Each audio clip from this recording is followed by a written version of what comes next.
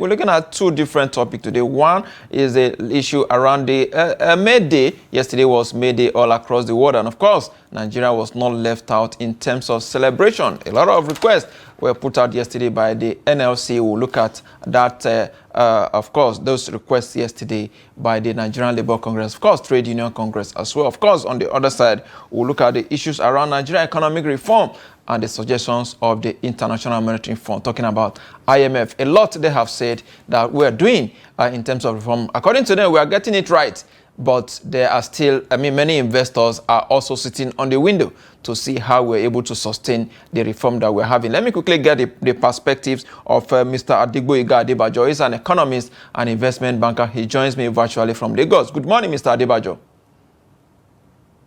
Good morning. Good morning. All right, quickly now, let's look at that report there. That meeting that took place at NASDAQ building in New York during the IMF World Bank spring meeting there. Of course, a lot of presentation by the Central Bank of Nigeria.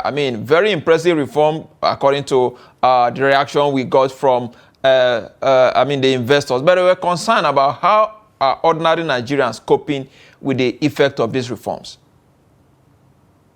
Okay, so let me just put this across.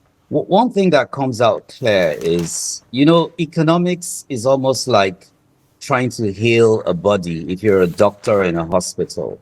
You've got to do your diagnosis, and then you've got to determine what treatment best suits the person. And you and I know very well that just because Panadol works for you doesn't mean it's going to work for me. Maybe I'll have to use another type of analgesic. And so these investors, these gentlemen, listened to the present economic team, and they were quite pleased in terms of what the issues were and what the responses of the central bank has been. And I think that's all good.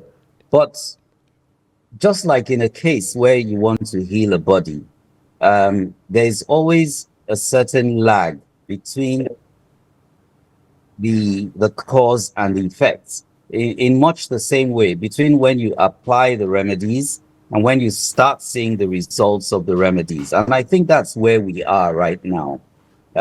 Certainly with the immediate policies that happened with this administration, we had the galloping inflation. There was the entire economy felt the shock waves, and those shock waves are not gone yet. But what may be pleasing is that, yes, the right decisions have been taken. But what those investors pointed out to was the uncertainty. How do we know that the healing will come? How do we know that these reforms will have the desired effect? So they're probably just adopting a wait and see attitude, just because of the uncertainty. Indeed, not adopting the wait and see attitude. Like you rightly pointed out, the fact that Panadol worked for Mr. A doesn't mean it was going to work for Mr. B. Do you think we're actually, trading a path that is not, alien to the kind of economy that we have? Don't we think we need to begin to look at the model that worked for us instead of copying what the IMF and World Bank advises, verbatim?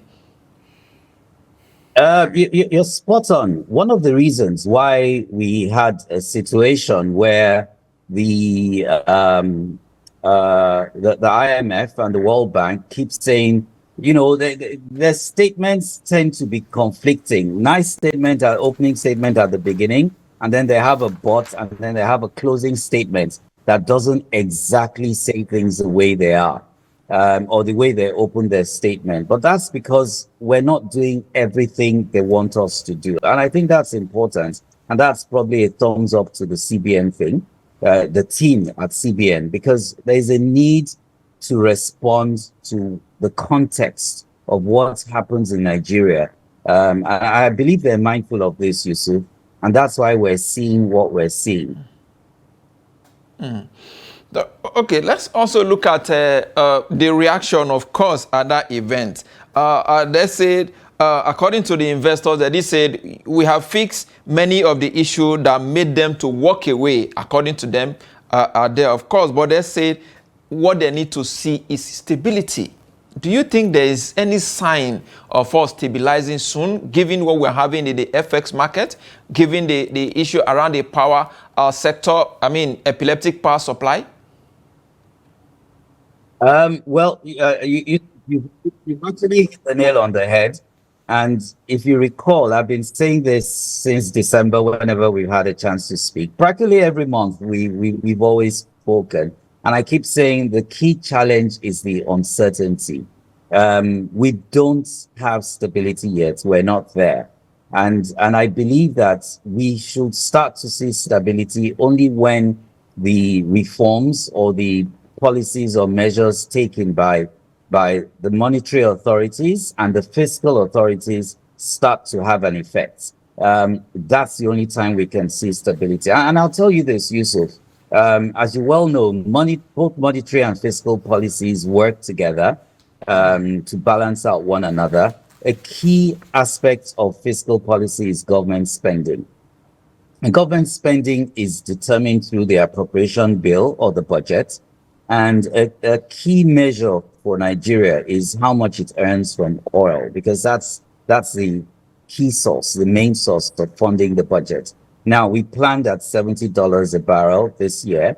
But as of yesterday, the news is that it's at about $58 a barrel. And I don't need to say to viewers what's the impact of this means to anyone and everyone who is watching the price of oil. Talking about price of oil, you have also said that there's a possibility of further devaluation of naira. I mean, because of the low oil. As a matter of fact, the price has came down in early trade we have seen on Friday to $66 per barrel.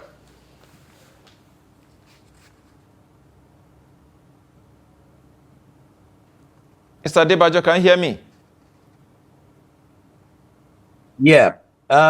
Well, let's hope we don't get to the devaluation stage. So far, the central bank.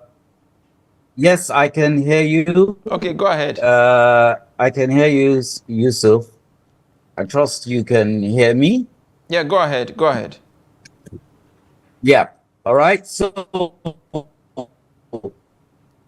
the key thing is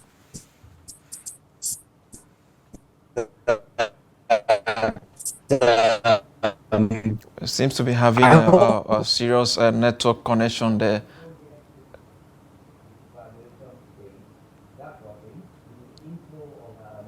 I said it's a major foreign remittances, with the inflow coming from crude sales declining significantly.